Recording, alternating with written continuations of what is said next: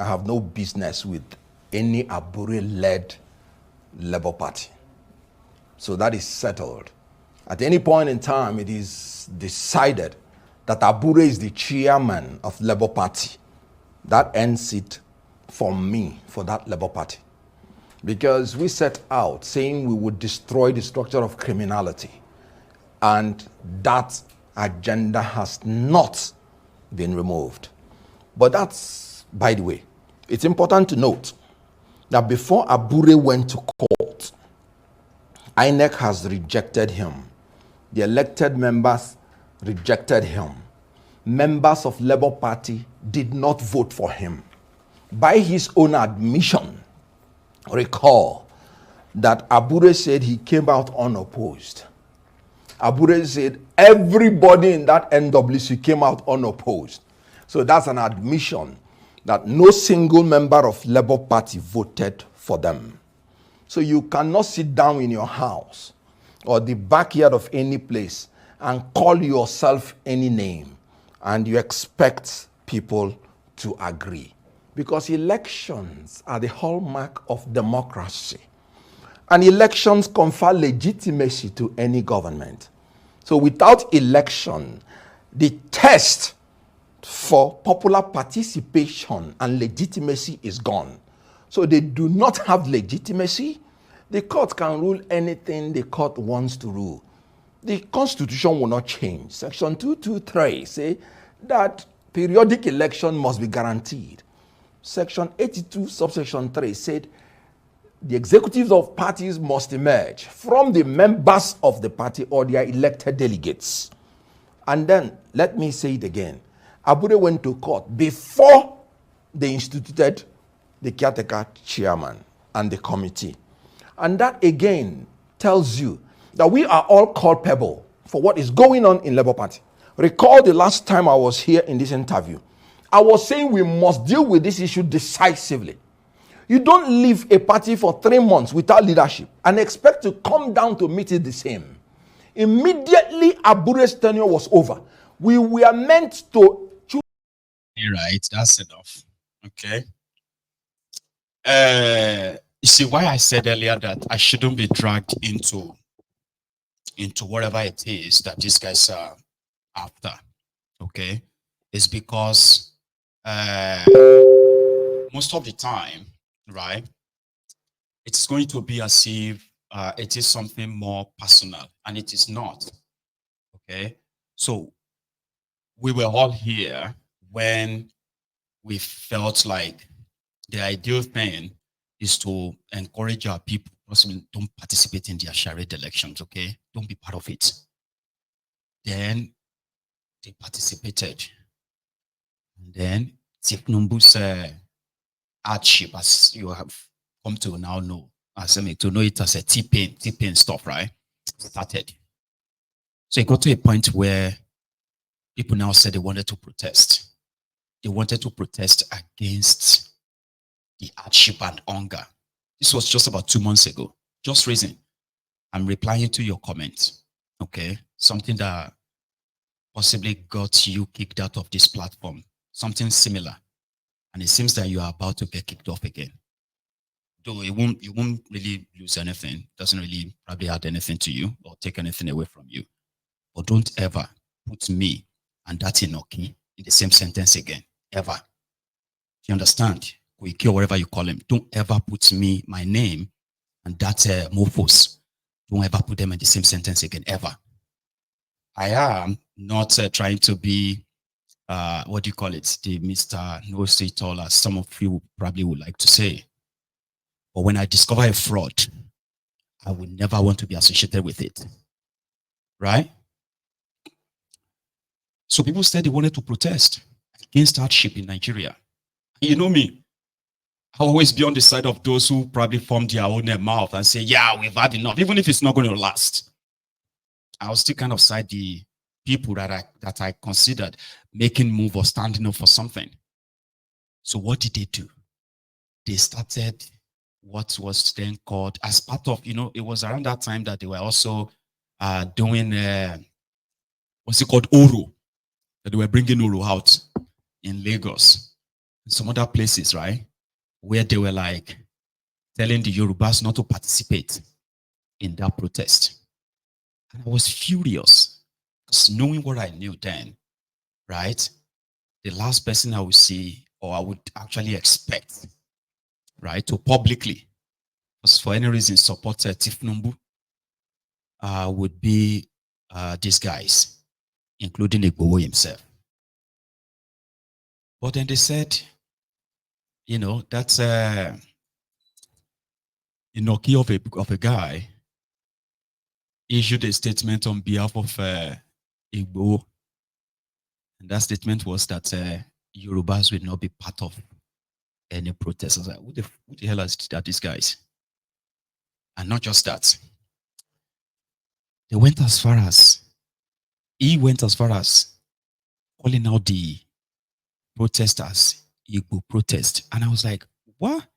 We were always like on this platform trying to expose the politically sponsored tribalism. Here you get. Where if you pay attention very well about some of this tribalism, left, right, and center, it's political. I have said that many times. None of them represent, whether Igbo or Yoruba, doesn't represent anybody. It is to keep people divided, and they know how to do that. To the point that the mad lunatic actually went on to talk about, I don't care about any Igbo. I was like, were you not the same people who told me that you gave Simon Ekpa money to give you weapons, that you are going to use it to chase the security out of Yoruba? And I was like, you better don't try it. You better don't start what I believe would have been our own sort of, homegrown insecurity sort of in Yoruba land. I said that. And I remember doing a program on it, but I just didn't give you all the details. So I was like, so you don't like the Igbos anymore? I thought you guys were like, you signed a pact, you did all this, your signing pact online. Have you forgotten that? Ridiculing, making a mess of a legitimate advocacy. It is a legitimate advocacy for anybody to say, okay, we self-determination is a legitimate advocacy. Ordinarily, if not being criminalized in Nigeria, right? It's legitimate advocacy. So what could have gone so wrong that in defense of Tifnumbu, you are ready to throw everything at everyone, like throw the sink, the kitchen, everything at everyone like that? So what changed? Right? So I called them out here. So what did they do? They came for my personality. They took it personal. He even made a call with Sunday himself. Hello, Oluye. Are you not the one who said I should say, yes, it's my author? I was like, fuck off. Right? So you are now defending Tifnumbu. Like people who are our people who are now like economically strangulated. They are shouting a being power. They don't really matter to you. So you are now talking about Tifnumbu that way. So just reason. Don't put me and that guy in that same sentence anymore, ever. I do not have anything to do with them. And, I sort of regret, dragging my people here to believe that they could have something. And I actually not really regret everything per se, but somehow it helped in showing the type of people on this platform that it doesn't matter who is the victim of injustice. We always bond together, right? And give our own little support. See if we can possibly drag them out of the hands of their oppressors, right? It doesn't matter whether they are Yoruba, Igbo, or Hausa, or whatever. You know that. As a Yoruba man, it was better that we could give a bigger platform like this to add a bigger voice to the voice of others. But when I got to know what I know, that's why I said, don't try to kind of put words in my mouth, put fingers in my mouth. in a way, I wouldn't really want to talk about them if not Vincent Brown that said, what do I have to say about that? And I know a lot of people that listen to me will likely want to know, Mike, what's your view? I won't do a program because of them. Do you get that? But at the same time, I can pass on the message and say, well, we should do it in a better way. Do you know why they won't really kind of stand where I stand per se? And they would rather go on to the level of blackmailing and abuses and all that. You know why? Their head, their supposed professor head, that old man, and the one that is his deputy, right? I asked them just one single question. Just one very, very, important question. How do you think we're going to go about this achieving this Yoruba nation? They have no idea. No? They mostly believe that they have to write a letter to United Nations. United Nations can't declare any country. Come on. Say no, the country. I was like, oh man, it's a mistake, man. Damn. But nevertheless, we will still won't let Nigeria treat us or treat any of us like nothing. And that was what Bukwari did. Treated our people like that. Right? So only for you to turn around and become the defender of the person. So who is deceiving who? So is it going to be like here that's going to go to and say, hey, Tifnumbu, we are declare Yoruba nation? That's mockery. It's called making mockery of a legitimate advocacy.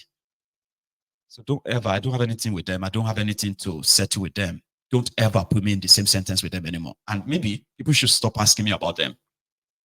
I have told you here before that I am not, what do you call it? I'm not, is it called human rights fighter or something? Even though I might be, but I am not somebody who is here to come and declare Yoruba nation. I am here to educate everyone to understand why. Maybe if we get to see a lot of us who are educated enough to know why, then start giving the support to add our voice to we need to part away from this contraption. So once we get that critical mass, or we have that critical number or that massive number, and I've said this also, I've said this on this platform as well, that I would rather we channel our energy towards these criminals called the Yoruba governors, Yoruba senators, Yoruba politicians, Yoruba obas, and the rest of all these rogues who have betrayed our people so badly, let our people down so badly, and not because of what Nigeria is offering them or what Nigeria has to give to them. So channel our energy towards them, neutralize them, take the power away from them, and install the real pro-Yorubas in charge of Yoruba land. Don't you think that's something that is more kind of like achievable? Where a Yoruba senator, or a Yoruba governor, or Yoruba this can stand up and say, you know what? We are declaring a resolution that we are leaving Nigeria. And the entire Nigeria will just have to get ready either to start a war with us as a people or negotiate with us. I'm not saying that my idea is going to be like one size fits all. But my idea is the idea that says we need Yoruba, educated Yorubas, we need Yoruba Omoluabis to understand why we need to leave this contraption before our people are totally consumed by the destructive contraption called Nigeria. So I will spend my time as long as it takes me to keep educating people why they should drop the idea of this, their one Nigeria. Promote the progress of Yoruba land, not chase clout and be looking forward to help you declare. It doesn't work that way. Do you understand that now? So don't ever put me and that lunatics and their group or whatever it is. Don't ever put me in the same sentence ever. And if that sounds like being arrogant or being proud to you, so be it. Just respect it. Okay? Now we appreciate it. So we have our people brainwashed. Brainwashed that once a Yoruba man is in charge of a contraption like that, Nigeria, even if we are being killed, even if we are being kidnapped as it is, by the Fulanis that doesn't really spare anyone, it is not in our place to call it out or condemn them publicly, because we will be doing a disservice to people who don't give a damn about us. I share that on this platform all the time. The people that hated Yoruba people most are the Yorubas. They are supposed to be the Yorubas, but they are the Omuale Yorubas. They are the governors, the senators, and the rest. Look at what they have done to us in Yoruba land. They destroyed our education. Now we have most of our people that are now like Almajiris. Who do we blame? We blame the Fulanis or Hausas or the Igbos. We have those who have destroyed Yoruba land, but they want us to blame other people for it. So what is the essence of our education? If we actually look at, we have the Yoruba Obas who are supposed to be the custodian of Yoruba culture and tradition. They've betrayed all of that. Yeah, they have. You look at those who have become the Omoniles in Yoruba land today.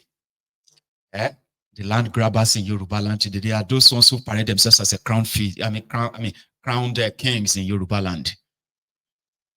You look at those who promises to help the Fulani government of Nigeria to tame our people because they will buy them cars. They will give them money. They are the Yoruba Obas, the supposed custodian of Yoruba tradition and culture. They are in bed. Even when they've become so demoted that ordinary local government chairman, the politician can remove any Yoruba Oba anytime if he misbehave. They are not paying, they are not worried. They would rather just, go to and obey and keep us in this place. So if we have to do any cleansing whatsoever, the people that have made us more vulnerable in Yoruba land, they have been the Yorubas. Starting with this drug dealer, this heroin trafficker, Tifnumbu. Now, I want you to share the balabalaba and say, it is skin up. We now have drug dealers, treasury looters, certificate forgers, as those being paraded as role models to our young children in Yoruba land. How does that even make you feel? Drug dealers, drug traffickers, as royal fathers, land grabbers. But they want you to kind of remember, you are a Yoruba, we are Yorubas. The Yorubas don't. Shut the hell up, man. That is the problem. And that is why our people, maybe not these ones, maybe the younger generation that needed to know, right? Once they get to know the truth, and they have that critical mass, which is the number, then we can start what is called the internal mutiny, the internal cleansing. The ones that will actually rejig the entire structure of our land. We being part of this contraption is not by our wish. And there are those that want us to remain like that because they get paid. It pays them. Their children, their family members and the rest of them, they all have the citizenship of different countries. You could opt out of that contraption anytime, any day. But our people that are there, millions of them, trapped, they need clarity. They do. And I don't think anybody should be taking advantage of that. So that's why I call myself a teacher, not a freedom fighter. Don't fight for anybody's freedom. Teach you that if you are ready to fight, and I'm willing to fight, and we all are ready to fight for our own freedom, then the freedom is not going to elude us forever. But the chancers, smugglers, criminals who are in bed with the same rogues running that place, they can't lead us anywhere. Now, that's not how it's done in my own book. So I saw a video of the kidnapped, the reported kidnap of passengers of God is Good Motors, GIG. So they kidnapped all the passengers. They released the driver. And then the company is not interested in addressing the victim's family who are asking about their relatives kidnapped. It was chaotic. I think it's somewhere in Enugu, I believe. Here. You fighting their passengers, fighting their customers back again. Fighting their GIG motors. Look at them. Passengers have been missing since yesterday. Nothing has been done. Nothing. GIG motors. Look at their faces, oh. The ID motors. The ID motors, oh. Kidnappers picked every single person and left their driver. Every single person and left only their driver. Imagine. You fighting their passengers. You see, that's the situation. And those are the ones that makes it to the internet. A lot of them don't make it to the internet. They don't. And even until you are a victim, you probably would never really believe that it's possible. I know there are so many people who believe that it's possible now, but somehow they still kind of feel like it could be exaggerated. It could be exaggerated. None of these things is exaggerated. None. It's not stopped. In the time of Bokwari, people were being kidnapped, ransoms were being paid.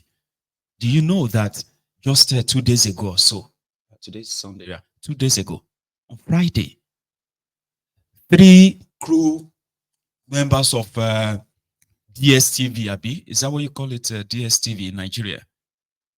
Yeah, I think they wanted to go and cover the qualifying match between Nigeria and Libya, I think, in Akwa Ibom. Yeah. You know, playing a qualifying All-African games or All-African nation, whatever, qualifying game. And 3 crew members were traveling to go and cover that for their DSTV or Super Sport or something. But they got kidnapped somewhere in Anambra. Yeah. And guess what? By yesterday evening, it was announced that they've been killed. The 3 of them. By kidnappers. And we probably will never know. Maybe they are kidnapped by unknown gunmen or kidnapped by their Fulani terrorists. So we won't know. That's the situation they have in that contraption. But they are doing a lot as well to kind of kill some of these news, to kill them in the media, downplay them. Everybody just move on. So the moment you want to start latching on some of this failure of government, they will just drop the tribalism in it. And yeah, everybody will get busy. Tribalism. It's unfortunate. It is. So I saw Prince JJ yesterday, though. They were looking for Kolu, but Kolu left London 2 days ago for France. But he still sent me this video. I'll put that on before I continue. Holy, holy,